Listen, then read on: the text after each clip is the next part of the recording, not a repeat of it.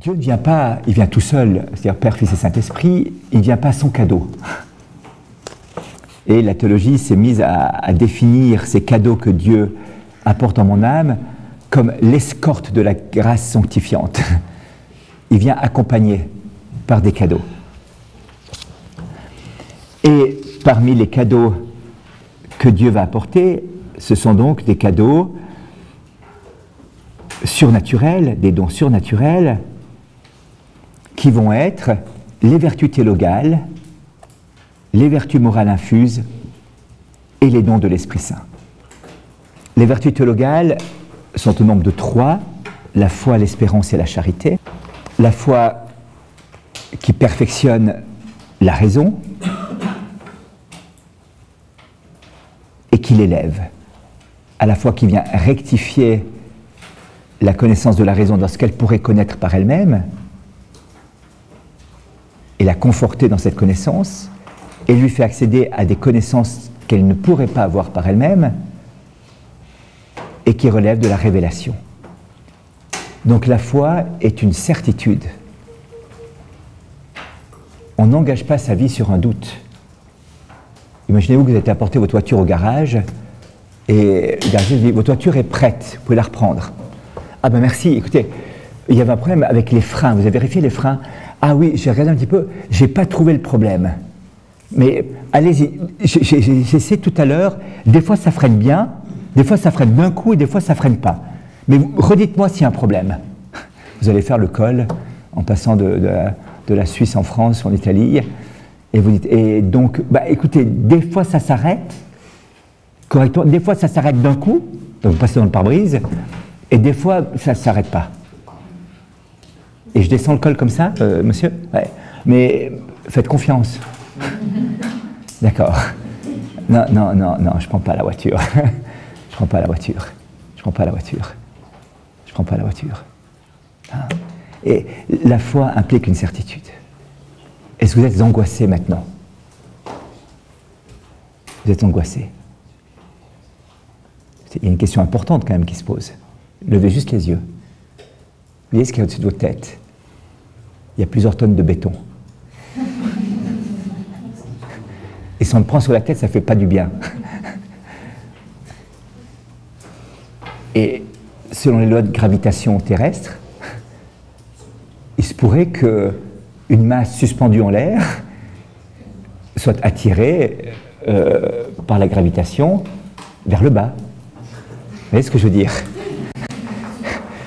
Qu'il faut donc une certaine structure et certaines conditions pour que cette masse suspendue en l'air tienne à sa place et ne tombe pas. Est-ce que vous connaissez l'ingénieur qui a calculé la structure de la dalle qui se trouve au-dessus de vos têtes? Est-ce que vous avez vérifié ses calculs? Vérifier sa calculatrice, le fabricant de la calculatrice, les travaux d'ingénieur. J'ai vérifié si les maçons ont respecté les données de l'ingénieur. Type, il dit, moi, je vais aller boire ma bière. Allez, s'il faut tirer en haut le béton, je mets du sable à la place. Et je me casse, un petit coup de béton par-dessus, je lisse tout correctement, au milieu du sable. D'abord, ça coûte moins cher, ensuite, c'est bien, ok, au revoir. Quant au ferraillage, wow, on mettra un bout de fil de fer, c'est plus facile à tordre que le fer à béton. Au revoir, merci. Vous avez déjà fini le travail? Oui, j'ai fini. On a gagné du temps, dit l'entrepreneur. Oui, oui, j'ai fait 1 jour à la place de 10 jours. Oh, bravo, je suis vraiment fier de vous, vous êtes un bon ouvrier. On pose toute la journée des actes de foi. Vous approchez de l'interrupteur et vous allez appuyer sur le bouton. Mince. Est-ce que l'électricien a bien calculé le truc? Est-ce qu'il a fait brancher correctement les fils? Est-ce que je ne vais pas, en montant le doigt dessus, me faire électrifier avec les cheveux qui se dressent sur la tête comme ça? Et mon Dieu! Si à longueur de journée, vous devez calculer les choses, on passe la journée entière à poser des actes de foi. Concret, précis. Le fait d'être ici en confiance est un acte de foi énorme. Des fois, des plafonds s'effondrent. Des fois, des dalles s'écroulent. Et on se dit, tiens, l'ingénieur a mal calculé, l'entrepreneur n'a pas suivi les instructions de l'ingénieur, ou l'ouvrier n'a pas fait ce qu'on avait demandé de faire. Mais ça arrive. Le plafond de la halle E, je crois, à Roissy-Charles de Gaulle s'est effondré complètement. Il y a quelques années en arrière, 7-8 ans en arrière, ou 10 ans en arrière peut-être maintenant. Toute la structure de la halle E, je crois que c'est la halle E, de Roissy-Charles de Gaulle s'est effondrée. Et c'était une erreur de calcul d'ingénieur. Les tubulaires qui étaient là étaient mal calculés, les résistances, les forces, et paf, ça s'écroule. Donc vous voyez, on ne peut pas vivre sans une confiance, sans la foi. Eh bien, ultimement, quand il s'agit de ma vie éternelle, j'ai besoin d'une certitude. Et Dieu sait bien cela. Dieu sait bien cela. Et il vient m'apporter cette certitude par la révélation et par Jésus-Christ. Et la preuve que ça tient, c'est que Jésus a donné sa vie pour ça. Et la preuve que ça tient, c'est que ceux qui sont appuyés sur lui depuis 2000 ans, les saints et les martyrs et les saints, eh bien, prouvent et attestent que ça tient. Alors ça, c'est extraordinaire. La foi, ça tient. Ça tient. La foi est là et elle apporte cette plénitude de vie pour laquelle je suis fait. On ne peut pas engager sa vie sur un doute. On peut ressentir des doutes, bien sûr, mais le doute est l'occasion de confirmer par la foi les choses. Mais si je bâtis sur un doute, je ne bâtirai rien, ou alors on est fou, vous êtes malade mental, il y a un problème grave, ou alors vous êtes suicidaire. Vous avez une passerelle comme ça, et une sorte de pont, et vous voyez que tout est en train de se déglinguer. Et on était en Inde. Et alors en Inde, on traverse sur des câbles, comme ça, une vallée à l'autre. Et alors vous avez une espèce de petite charrette dessous avec une poulie, et puis on vous envoie, et puis vous voyez d'un coup vous allez de l'autre côté, puis là vous tirez un petit peu, puis voilà, vous traversez le pont. Et vous regardez le câble avant de partir. Vous avez un réflexe comme ça, naturel. Et vous regardez le câble. Vous voyez que ça s'effiloche, vous voyez qu'il y a des trucs, et vous avez une question stupide au gars qui vous fait passer. Vous vérifiez souvent l'état du câble. tous les jours. Et comment vous savez qu'il tient et qu'il ne tient pas? Quand il se casse, on le change. Ah oui. Ah oui, d'accord. Ah non, mais c'est un bon principe. Quand il se casse, on le change. Et il se casse quand? Quand il y a quelqu'un qui passe dessous, bien sûr. Et c'est là que vous avez une impression un peu bizarre qui monte en vous, voyez. Et un sentiment d'altruisme très généreux qui vous dit, pourvu que ce ne soit pas moi.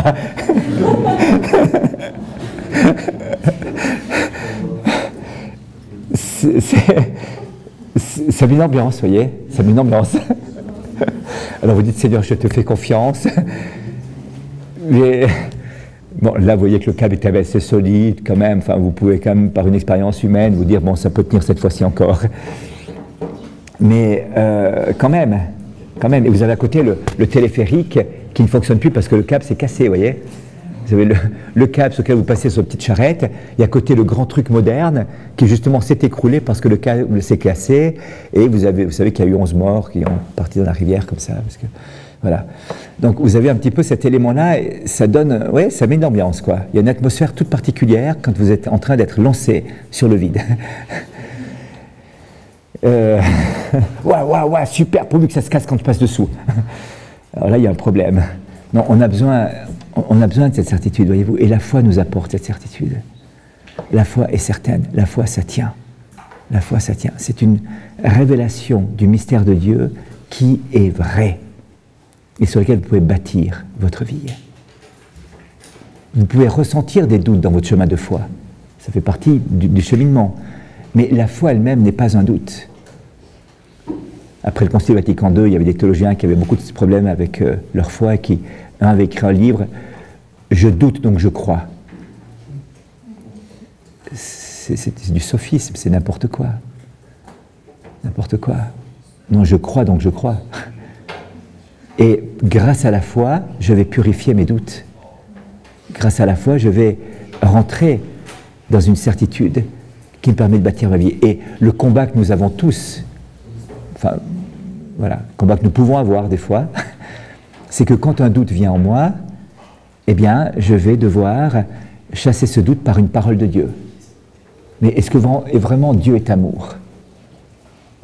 Je prends l'épître de Saint Jean, je découvre Dieu est amour. Ah bon, d'accord, ok, merci. Est-ce que vraiment, mais la grâce de Dieu, là, vraiment, comme je suis pécheur, comme je suis nul, est-ce que la grâce de Dieu peut encore quelque chose pour moi? Ma puissance se dépend de ta faiblesse. La puissance de Dieu dépend de ma faiblesse, est capable de faire en moi bien au-delà, infiniment au-delà de tout ce que je peux demander, envisager. Ah bon, merci Seigneur, ok, c'est bon.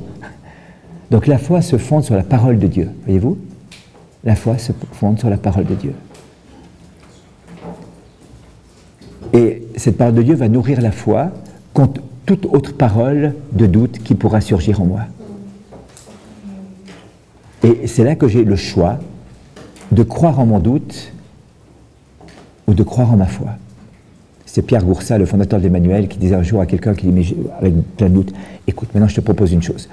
Tu arrêtes de croire en tes doutes et de douter de ta foi.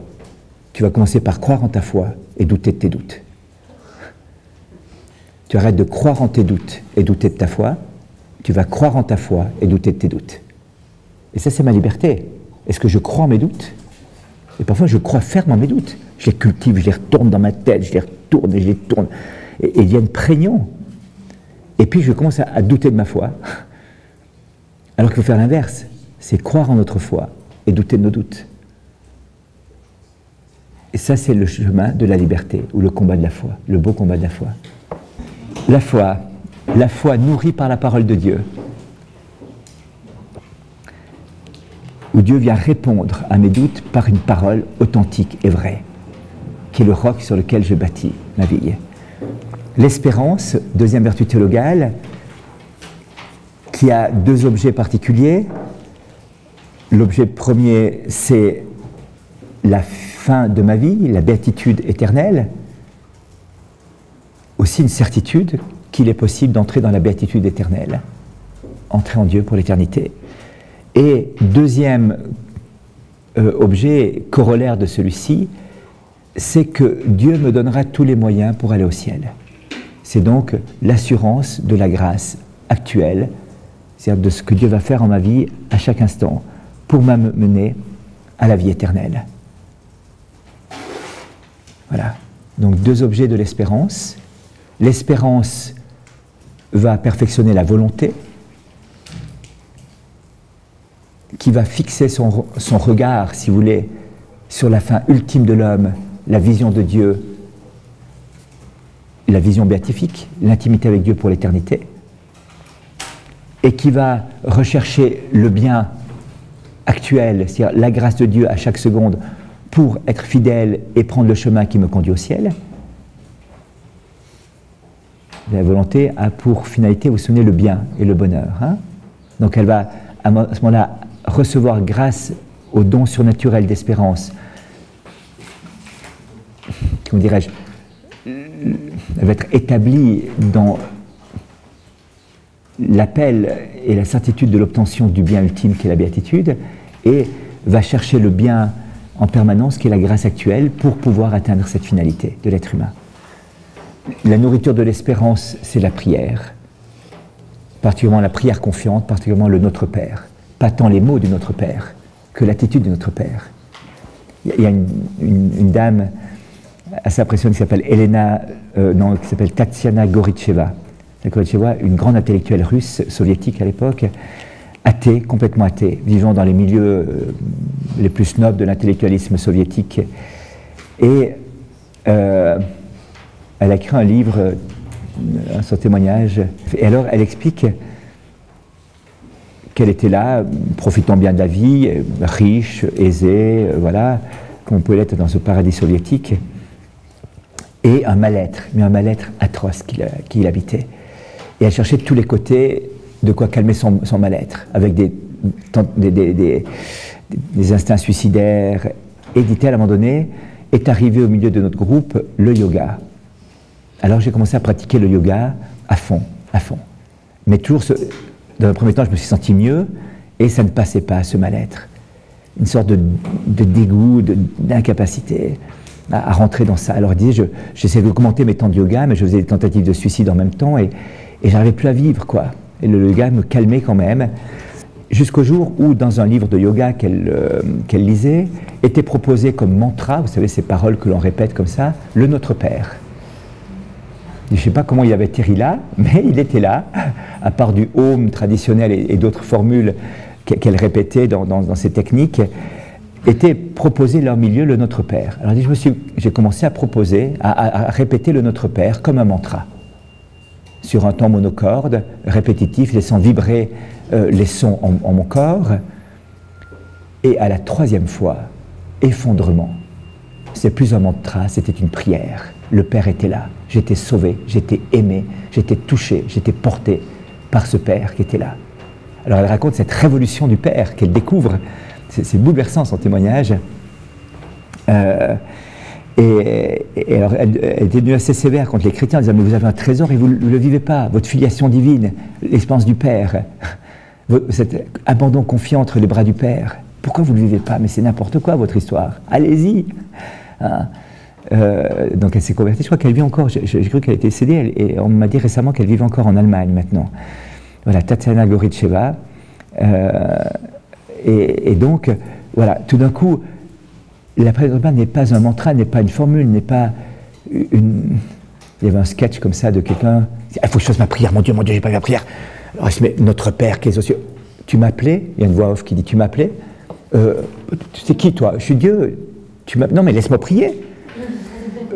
Notre Père, oui. Non mais attends, mais de quoi tu te mêles? Attends, laisse-moi, si je m'interromps tout le temps, je ne vais pas terminer ma prière. Notre Père qui est aux cieux. Oui, je suis ton Père qui est aux cieux, tu m'appelais? Ah bon? Mais tu viens de dire Notre Père qui est aux cieux. Ouais, mais c'est la formule. Non, mais si Notre Père qui est aux cieux, je réponds, je suis là. Que ton nom soit sanctifié. Tu veux vraiment que mon nom soit sanctifié? C'est écrit dans le texte. Que ta volonté soit faite sur la terre comme au ciel. Tu cherches vraiment ma volonté? On peut changer la formule que ma volonté soit faite au ciel comme sur la terre? C'est écrit que ta volonté soit faite. Tu veux vraiment ça? Ouais. Pardonne-nous nos offenses, comme nous pardonnons aussi à ceux qui nous ont offensés. Tu peux répéter, s'il te plaît? Comme pardonnons ceux qui nous ont offensés. Jules, ton copain Jules, tu veux vraiment lui pardonner? J'étais sûr que tu as oublié sur ce sujet, j'étais sûr. Et si tu m'interromps tout le temps, j'arriverai jamais au bout. J'ai 30 secondes pour ma prière, j'ai pas 2 heures. Voilà. Voyez, tout à coup, est-ce que tu parles vraiment à quelqu'un? Si tu t'adresses à quelqu'un, si ta prière s'inscrit dans un dialogue, qu'est-ce que ça veut dire ta prière? Qu'est-ce que c'est ta prière? Hein? Voilà. Donc, l'espérance et la charité. La charité, troisième vertu théologale, c'est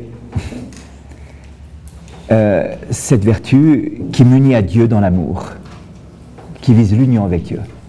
Saint Paul nous dit, désormais nous vivons dans la foi, l'espérance et la charité, mais la plus grande des trois, c'est la charité. Au ciel, la foi sera remplacée par la vision de Dieu.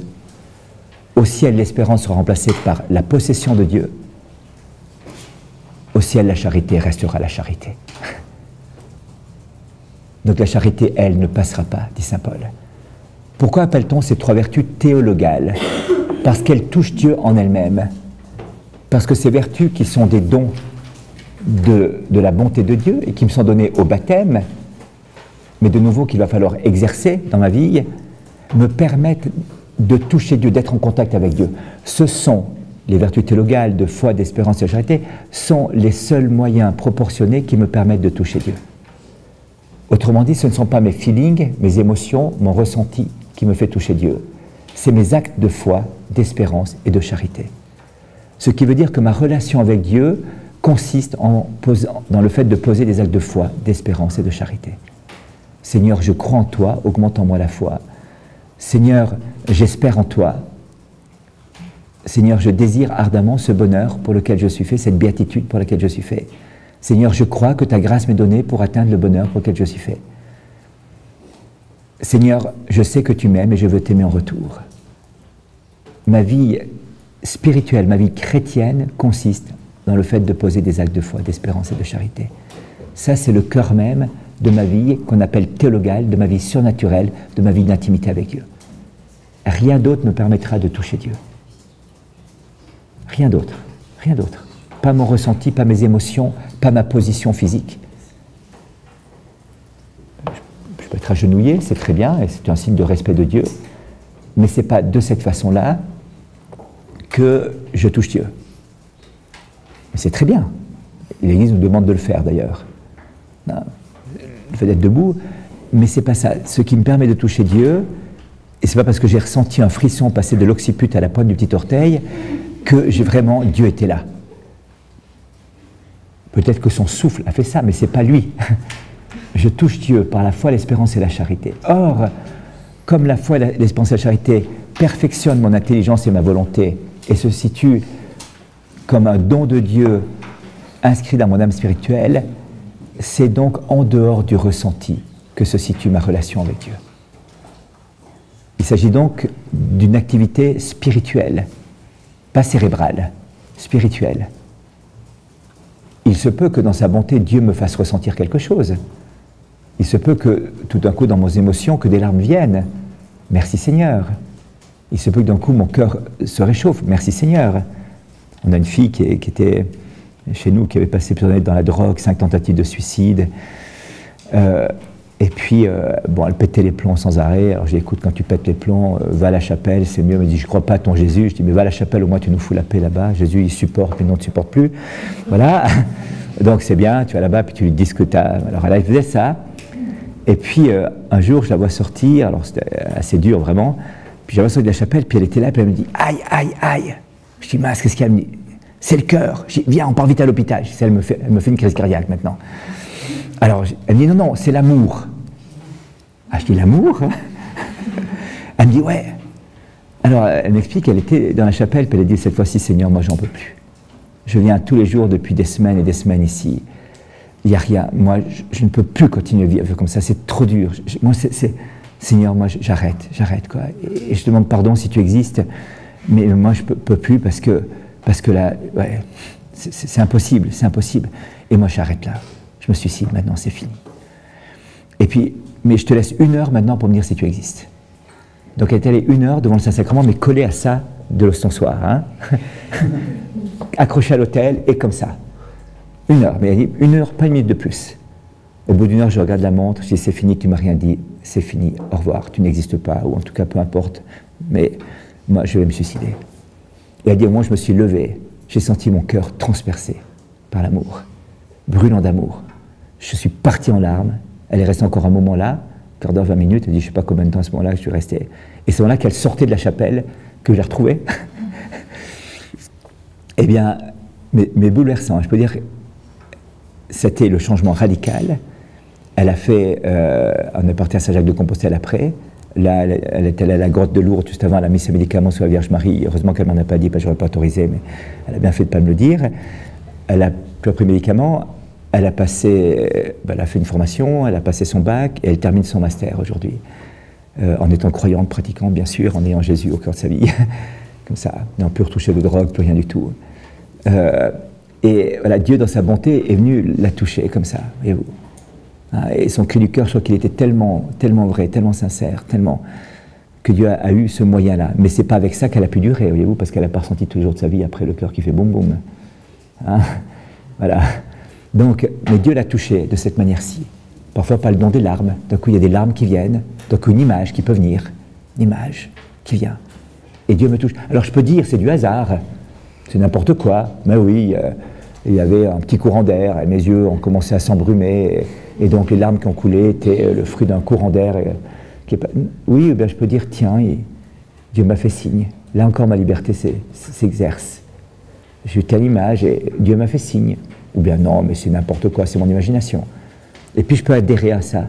Mais ce n'est pas ça qui fait mon intimité avec Dieu. C'est dans la foi, l'espérance et la charité. Toutes ces choses-là sont des cadeaux de Dieu, mais ne sont pas Dieu. Cadeaux de Dieu, mais ne sont pas Dieu. Et si on s'attache aux cadeaux de Dieu, attention, on est un peu déçu un jour. Quand j'étais plus jeune, plus petit, il y avait une tante qui venait souvent, enfin, pas souvent, 2-3 fois par année nous trouver, et j'avais un désir ardent de rencontrer cette tante. Tout le monde disait, mais Nicolas, il aime beaucoup sa tante parce qu'il demande toujours quand est-ce qu'elle vient, cette chère tante. Et alors, ma chère tante venait chaque fois avec des sugus, parce que c'est les sugus, c'est des bonbons suisses spéciaux. Voilà. Voilà. Sugus. Et donc, chaque fois que je voyais ma tante, je lui sautais au cou, j'étais là, je restais avec elle, et elle me sortait le paquet de sugus, et voilà. Et un jour, elle est venue sans sugus. Et elle me dit, Nicolas, j'ai pas pu aller, j'ai pas eu le temps hier d'aller acheter les sugus, et j'ai pas les sugus sur... Et je fais la gueule. Et on a compris que j'aimais pas ma tante pour elle-même, mais pour les sugus qu'elle m'apportait. On m'a expliqué ça, mes parents m'ont expliqué. Ils m'ont dit, tu vois, comme tu t'es comporté avec ta tante aujourd'hui, et tu sais pourquoi tu aimes ta tante? J'aime bien ma tante. Oui, parce que tu l'aimes, parce qu'elle t'apporte des sugus, mais pas pour elle-même.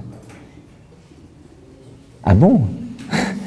Ah, ouais, mais les sugus, c'est bon. Oui, c'est vrai, mais... Et voyez-vous, il faut attention de ne pas faire la même chose avec le bon Dieu. Hein, d'aimer le bon Dieu pour ses cadeaux et pas pour lui-même. Ou d'oublier le seul cadeau et le plus grand cadeau qu'il puisse jamais nous faire, c'est le don de lui-même.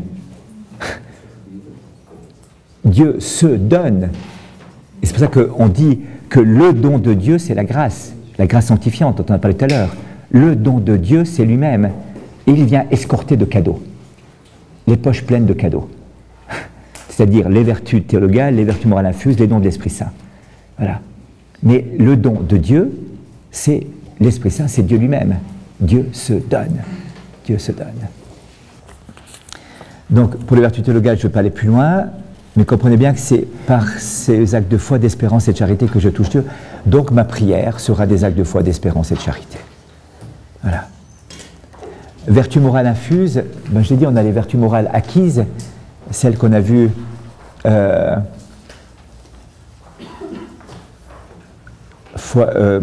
prudence, justice, tempérance, force. Dieu peut infuser dans mon âme ces mêmes vertus, mais dont la finalité à ce moment-là, ce sera vraiment la sainteté et la vision de Dieu, la persévérance dans cet ordre propre de la nature, mais en vue de la vie éternelle. Donc je ne vais pas m'étendre là-dessus, on les a déjà analysés. Quant au don de l'Esprit Saint, eh bien, ce sont... Des fois on dit, mais dans la prière, je demande le don de crainte, ou le don d'intelligence, ou le don de force. Non, on les a reçus. Ce sont des dispositions stables de l'âme reçues au baptême. Donc elles sont là, en strict sens du terme, pour dire, je demande à Dieu la grâce de pouvoir exercer un petit peu plus mon don de force que j'ai reçu. Je demande à Dieu la grâce de pouvoir exercer un peu plus le don d'intelligence que j'ai reçu. Voyez?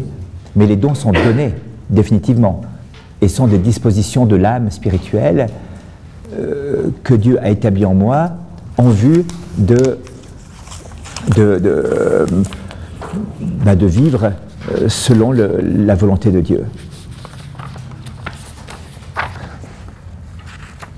On pourrait dire que les dons sont comme des voiles d'une barque ou d'un bateau, et qu'il s'agit, quand l'Esprit Saint souffle, il ne vient pas créer les dons en moi, ils sont déjà là, mais vient déployer l'exercice de ces dons en moi. Je ne vais pas aussi être très long là-dessus. Je vous dirais simplement, si vous voulez, de manière résumée, un peu caricaturale, mais je le fais quand même parce que c'est important de voir un petit peu ce que ça signifie. Le don de crainte ou d'adoration est un don de l'Esprit Saint qui me permet de me situer devant Dieu comme étant mon Créateur et celui de qui je reçois ma vie. Donc, grâce au don de crainte ou d'adoration, je me situe vraiment comme créature devant le Créateur. Et je le reconnais comme étant la source de ma vie et la source de mon être. Le don de piété prolonge en quelque sorte ce don de crainte, mais me situe devant Dieu non plus seulement comme une créature devant le Créateur, mais comme un enfant devant son Père. C'est la piété filiale. Donc je grandis, grâce au don de piété, dans cette intelligence de ma dignité d'enfant de Dieu. Le don de force me permet de persévérer jusqu'au bout dans le beau combat de la foi, Donc vous voyez, il y a la force, la vertu de force naturelle, acquise, qui me permet d'aller jusqu'au bout de ce que j'entreprends et de résister quand les combats sont là. La vertu de force infuse, qui va m'établir stablement dans cette persévérance, et le don de force de l'Esprit Saint, qui lui est le don propre des martyrs, des témoins qui vont jusqu'au bout et qui n'abandonnent pas. Le don de conseil, c'est un don qui, comme son nom l'indique, permet à l'Esprit Saint de me souffler la réponse juste dans mon agir quotidien. Il y a des intuitions comme ça qui viennent, conseil de l'Esprit Saint. Quand Jean-Paul II a essayé d'organiser les Journées mondiales de la jeunesse, tout le monde avait dit il ne faut pas faire ça, ça va être un flop total. Tout le monde avait conseillé en disant non, c'est nul, il n'y a aucun jeune qui va se déplacer. Laisse tomber Jean-Paul, ça ne va pas marcher. Et dit bon, très bien, alors la prochaine auront lieu, on va organiser les premières Journées mondiales de la jeunesse à tel endroit. On vient de te dire que ça ne va pas marcher. Très bien, alors organisez, tu seras le responsable, tu feras ça, tu feras ça. On vient de dire que ça ne va pas marcher. Très bien, alors au boulot. Voilà.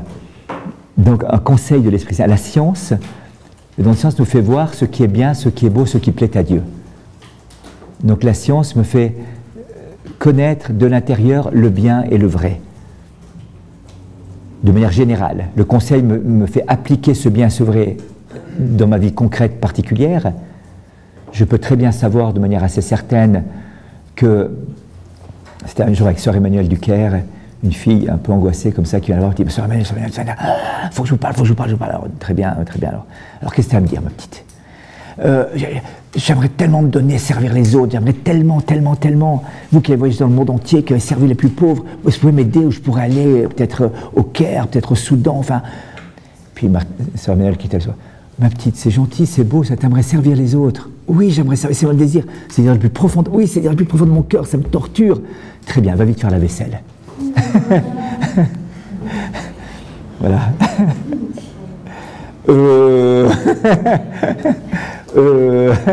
Ah bon, vous le voyez comme ça? Oui, tu vois, conseil immédiat. Incarnons immédiatement les grands désirs et les grandes aspirations de ton cœur. Qu'ils prennent chair sur le champ. Voilà, donc la science me fait voir ce qui est bon, ce qui est vrai, ce qui plaît à Dieu, et le conseil me permet de le vivre et de dire c'est maintenant qu'il faut le mettre en pratique. L'intelligence, comme son nom l'indique, me fait voir le plan de Dieu, si vous voulez, dans son ensemble. Je vois les grands desseins de Dieu. Je vois les choses à la façon dont Dieu les voit. C'est Padre Pio un jour à qui on disait, mais vous avez, quand on voit le mal dans le monde, les souffrances et tout ça, enfin quand même, et Padre Pio lui disait, je vais vous donner une image. Imaginez-vous une maman qui est en train de faire de la broderie, et son enfant s'approche et voit l'envers de la broderie. Elle lui dit, maman, c'est moche. Les spaghettis bolo, ça tu sais bien faire, mais la broderie, c'est vraiment pas ton truc. T'as plein de fils qui s'entrecroisent, t'as des nœuds partout, t'as des couleurs qui veulent rien dire. Maman, c'est moche ce que tu fais. Laisse tomber, quoi. Fais-les. Et la maman retourne la broderie. Il dit, oh, c'est beau ton truc. Alors, il dit, le don d'intelligence nous fait passer de l'autre côté de la broderie. Dans cet entrelac de fils, de nœuds, de couleurs qui paraissent incohérentes, Dieu nous fait passer de l'autre côté grâce au don d'intelligence, et je vois l'extraordinaire alchimie du salut du monde, la splendeur du salut du monde. Et le don de sagesse me fait, dans cette intelligence du salut du monde, goûter combien Dieu est bon. Ces dons trouvent leur origine dans le livre d'Isaïe, qui annonce le Messie, et qui décrit le Messie. Sur lui repose l'esprit de sagesse et d'intelligence, de science et de conseil, de force et de piété. Sur lui reposera la crainte de Dieu. Le Christ commence par la sagesse, parce qu'il est la sagesse incarnée, mais pour nous, nous dit le psaume, la crainte est le commencement de la sagesse. Pour le Christ, c'est la sagesse, le premier don, pour nous, c'est la crainte, le premier don.